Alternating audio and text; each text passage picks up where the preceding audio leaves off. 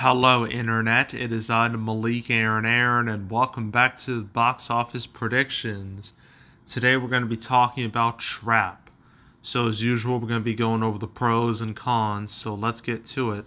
Pros. Okay, so this is from M. Night Shyamalan. We get to talk about him again. Cool. Oh, M. Night. His career is so strange. Real strange.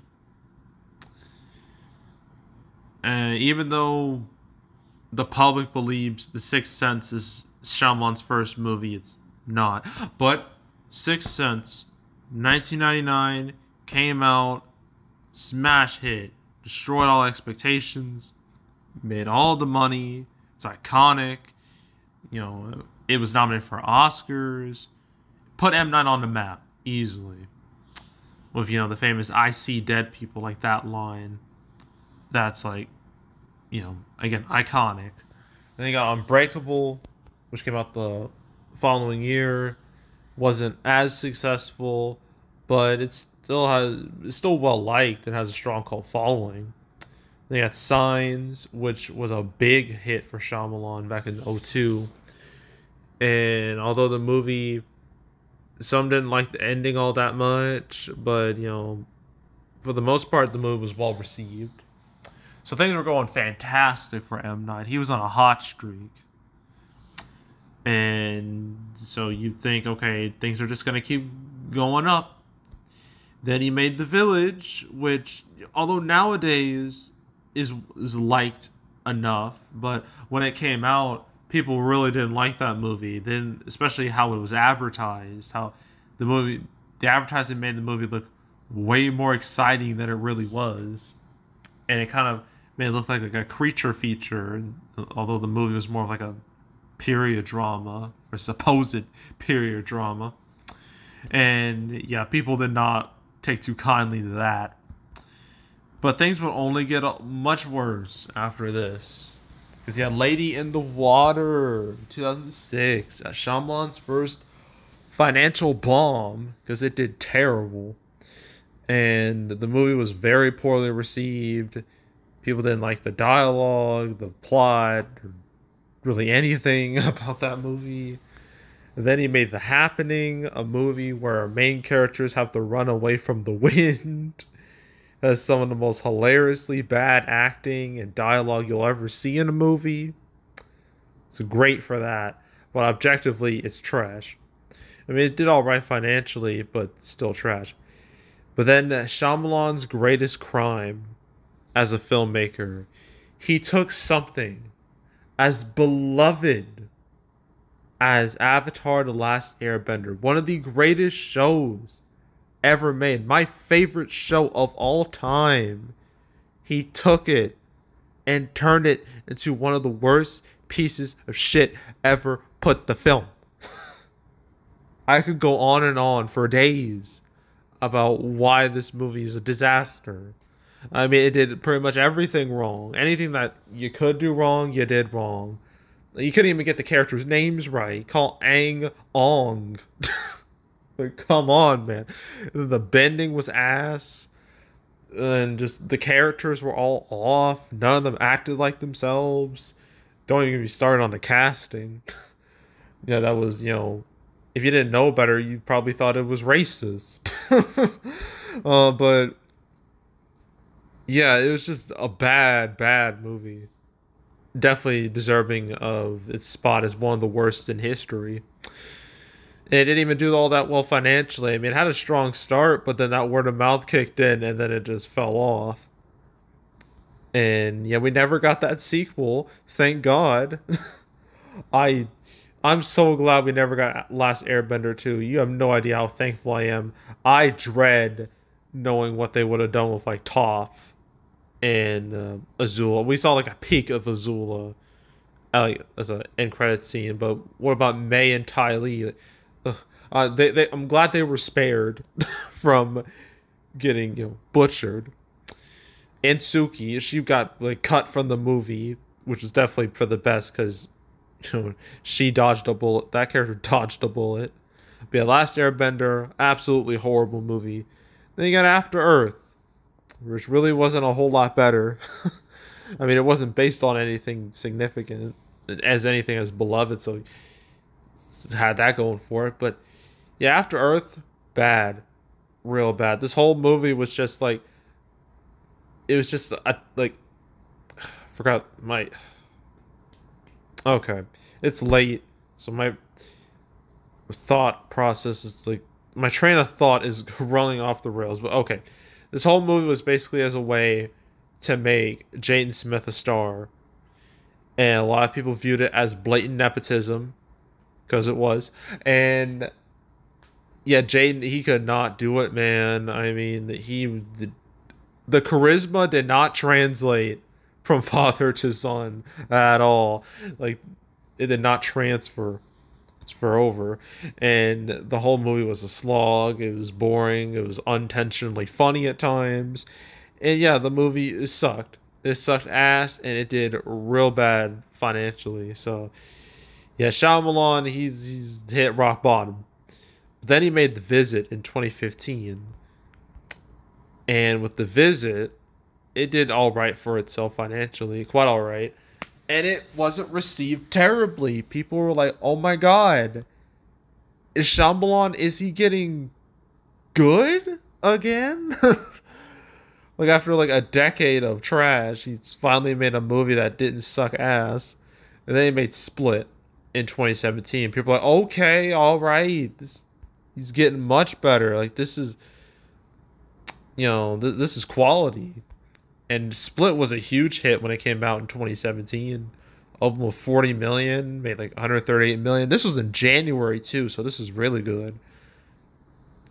It made over 278 million worldwide. So yeah, Split, I thought it was a really solid flick, and it was like a stealth, like a successor to Unbreakable, which would culminate with Glass in 2019, which was like a combination sequel between Unbreakable and Split.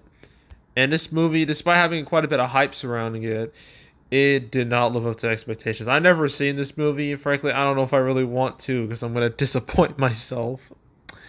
But it wasn't received too great. But it still did all right financially. It didn't do bad. But it definitely didn't live up to expectations.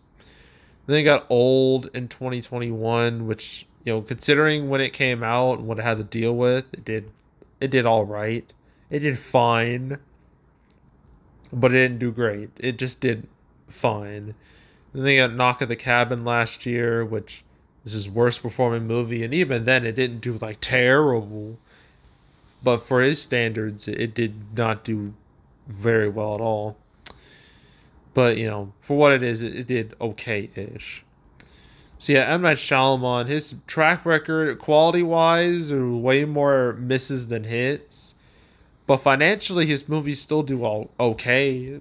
Definitely proving that he is very much a draw to, like, people watch an M. Night Shyamalan movie because he made it. Oh, that really wasn't the case for After Earth. They hid his name in the marketing. But I can't imagine having his name in the marketing really would have helped the movie all that much. So yeah, so I say M. Night Shyamalan, for more or less his name is a pro, because his name has some value. So that's pro. Another pro I can think of. Let's see. We got Josh Hartnett. Let's look at our cast. We got Josh Hartnett. I know we got him. He's our main guy. And he's been in some movies. He was like all over the place in the early 2000s, man. He was everywhere. Because they really tried to push him, like, desperately. First it was like a Halloween H2O, and then The Faculty. The Pearl Harbor was supposed to be like his big break. Like him and Ben Affleck and Kate Beckinsale and all that. And it was a huge hit, one of the biggest hits of 2001. They had like Black Hawk Down and 40 Days, 40 Nights. So was that movie even a hit? Okay, it was a hit. So everything was still looking okay, still looking decent enough. Then Hollywood Homicide, a movie nobody remembers at all. Nobody. And that movie, despite having like him and Harrison Ford, that it was a total flop. And that pretty much killed his career, more or less. I mean, he was in some other movies like Sin City, but Sin City, he was not the main player in that. That was like mainly like Bruce Willis and Mickey Rourke. Other movies like Black Dahlia, 30 Days of Night. Does anyone? I kind of remember 30 Days at Night. I thought it was a pretty cool movie, but it's not really remembered all that much. So, yeah, but I guess it's kind of like it's a decent little movie, but it didn't set the world on fire. Then a whole lot of nothing. So last year with Oppenheimer, where he was in that, and obviously Oppenheimer was one of the big movies of last year. And now here we are with Trap. So I say he's recognizable enough. I mean, he's like the main face of the movie. Like all the marketing is centered around him and his character, being like this dad at like this concert with his daughter. And then you learn that okay, first this is really, I know it's technically a spoiler, but like if you don't know this, then like how? Because the marketing straight up tells you that our guy, Josh Hartnett, like he is like the killer. Oh no! So, and the whole movie's like him, as someone who has seen the movie, I'm not gonna go into too much detail, but the whole movie's basically like, okay, how is he gonna get out of this? Like, are they gonna get him? like, like that's like the whole premise. So I say Josh Hartnett, like I say he's more or less a pro because he is recognizable. So that's pro number 2. Pro number 3, it's Thursday previews. I say are pretty solid, 2.2 million. I mean, it's not like incredible, but it's still a solid amount. I mean, for comparison's sake, going back to Shyamalan's other recent movies, like say Knock at the Cabin. I know this came out in like February, and Trap came out in August. Not quite the same, but that made 1.45 million Thursday. And Old, which came out in summer, so it's a bit more comparable. That had a Thursday preview of 1.5 million. So I say that's a good sign. It's a positive sign. So yeah, solid Thursday previews. I'm gonna label that as a pro. And I guess when it comes to competition, there really isn't a whole lot out there. Really, nothing like direct. I mean, there won't be like anything like horror or thriller-esque until Alien Romulus. And that's not until 2 weeks from now. So this movie can play until then. And so I guess so direct competition, there's not a lot out there. So I guess that's a con. I guess there's Long Legs, but Long Legs is old news. So yeah. So that's a pro. I mean, not a con. Now for actual cons, reaction to this movie is not very good.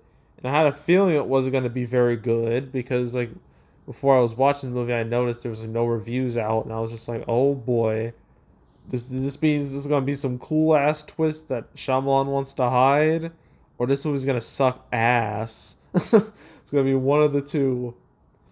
And this movie kind of hit in the middle because it wasn't trash, but it wasn't great either. And that's what it really feels like, the general sentiment with it. If it can load, okay. Its reviews, critics score is a 46%, so very mid. Audience score is 62%. That's deadly. That could kill a movie right there. Its cinema score is a C plus, which doesn't really surprise me. But let's read through these audience scores. Let's read through the ratings. Okay, we got some half stars already. It felt like the movie went nowhere. Basically paid for a meh concert. Waste of a good plot. It's too long and not enough action.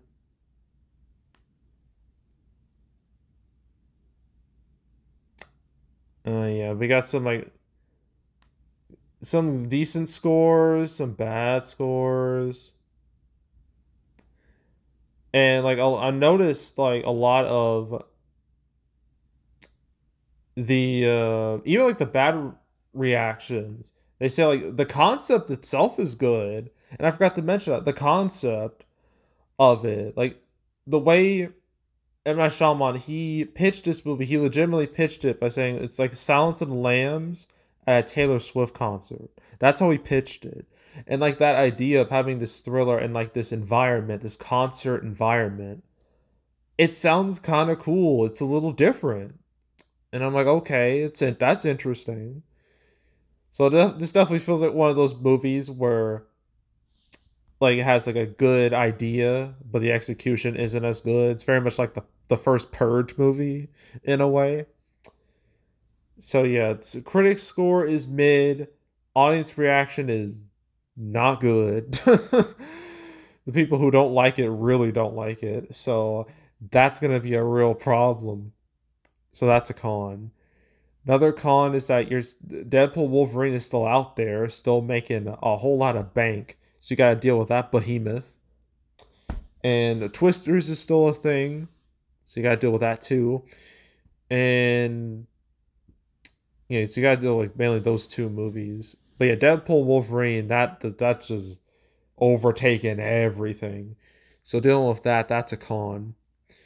Um, Another con I can think of, it's well, we reached August. August is historically like the slow summer month, and this year is definitely no exception because August is just it's not good, man. It's looking real bad.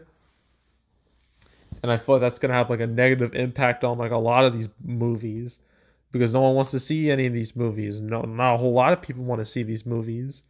So yeah, just the summer season coming to an end, let's the summer movie season come to an end, that that's gonna negatively affect a lot of these movies.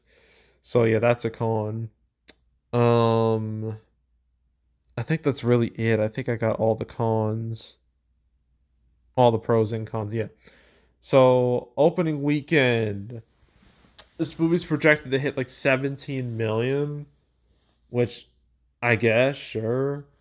I'm gonna go with like 16 to 18 million though. So 16 to 18 million opening weekend. It's total. Judging by word of mouth, this movie its legs should be very short. Then again, then again, you got like I gotta find it. Where's Long Legs at? Long Legs, I mean its audience score is a 60, which is actually worse than Trap. And I believe its cinema score was it also a C? It was also a C plus. So word of mouth for both movies, at least in terms of general audiences, is the same. The difference is that Longlegs had good critical scores, while Trap doesn't. So if Longlegs can have decent legs, then maybe this can have decent legs too. Maybe I don't know, but I'm not too confident in this movie having long legs. So I'm gonna say 40 million max, maybe like above or below 40 million. And yeah, that's it for the weekend. This was definitely one of those weekends where I really didn't want to make videos. I was just not really looking forward to talk about any of these movies, with the exception of Trap. It's the only one I actually wanted to talk about. And next week will literally be no different because we have another three movies to discuss. We got Borderlands, which is looking more and more like a flop every day. Cuckoo, not really Cuckoo, it's like Cuckoo. That I don't even know what to say about that one. It ends with Us. That could be a hit. I'm not gonna really bet against that because I feel like if I do, I'm gonna look like a fool. So yeah, so those are like next week's movies. So stay tuned for those next week. But yeah, so that's it. That's all. Make sure to subscribe, like this video, leave a comment, turn on notifications, share the whole drill. You want to check out more videos like this? I got playlists on the homepage. All previous prediction videos I made on the channel for this year and the past few years. You want to watch any of those videos, you can go right ahead. There's also the canceled series where I go over all the movies that were supposed to come out but didn't, for 250 episodes. I've talked about Trap at least twice. Okay, actually 3 times. Okay. So the first time, it wasn't even called Trap. It was M. Night Shyamalan's like 2024 movie. Yeah, I think, yeah, that's what it is. I talked about it alongside Dune Part 2 and Kingdom of the Planet of the Apes when like that was like announced. And got his 2024 slot. So yeah, that was the first time I talked about Trap before I knew it was called Trap. When I knew it was called Trapped, it was episode 242. I talked about it alongside Saw 11, The Crow, Never Let Go, and the best Christmas pageant ever. So that was the second time I mentioned Trap. And then the third time, which was finding out the last episode of Canceled, talked about alongside the new Exorcist movie from Mike Flanagan, the new Jordan Peele movie, the Brad Pitt Formula One movie, which is now just called F1, and Megalopolis. Talked about alongside those.